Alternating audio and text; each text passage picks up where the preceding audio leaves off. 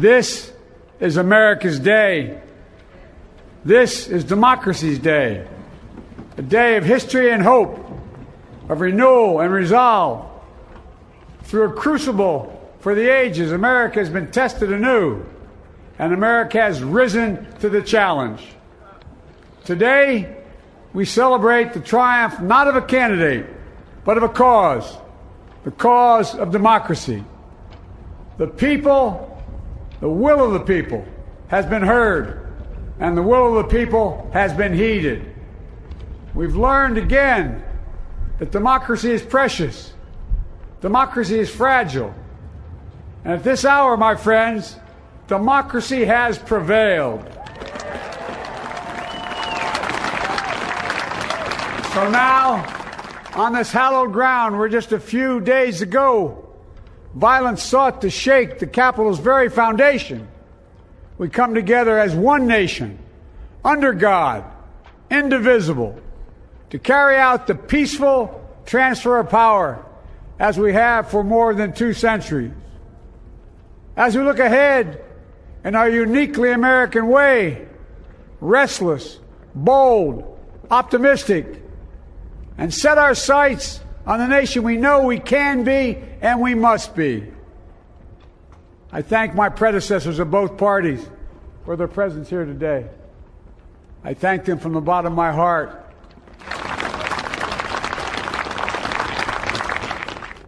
Few people in our nation's history have been more challenged or found a time more challenging or difficult than the time we're in now.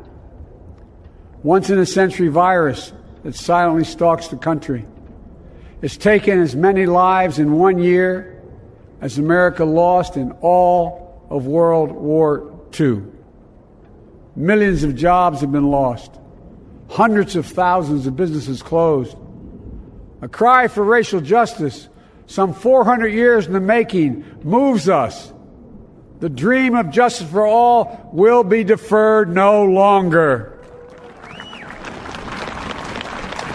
A cry for survival comes from the planet itself, a cry that can't be any more desperate or any more clear. And now, a rise of political extremism, white supremacy, domestic terrorism, that we must confront and we will defeat.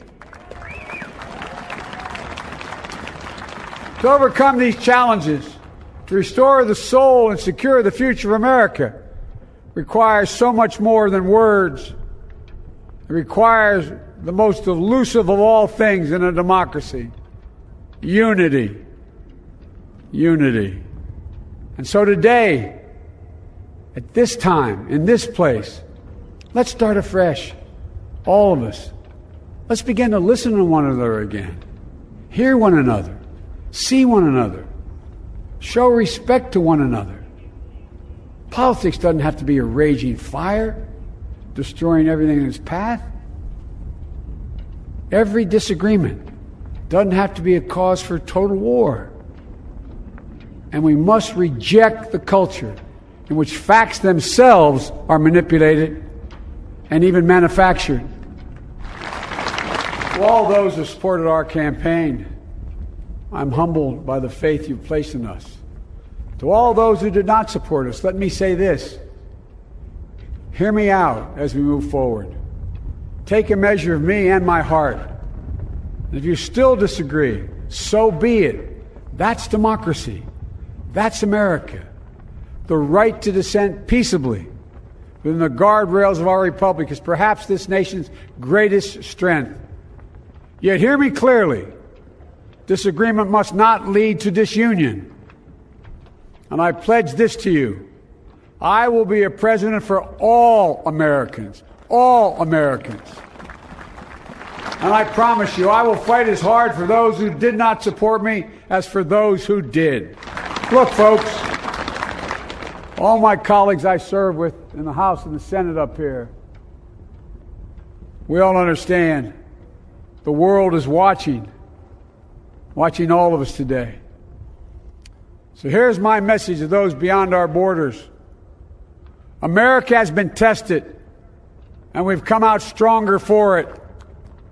We will repair our alliances and engage with the world once again, not to meet yesterday's challenges, but today's and tomorrow's challenges. And we'll lead not merely by the example of our power, but by the power of our example. So, with purpose and resolve, we turn to those tasks of our time, sustained by faith, driven by conviction, and devoted to one another and the country we love with all our hearts. May God bless America, and may God protect our troops. Thank you, America.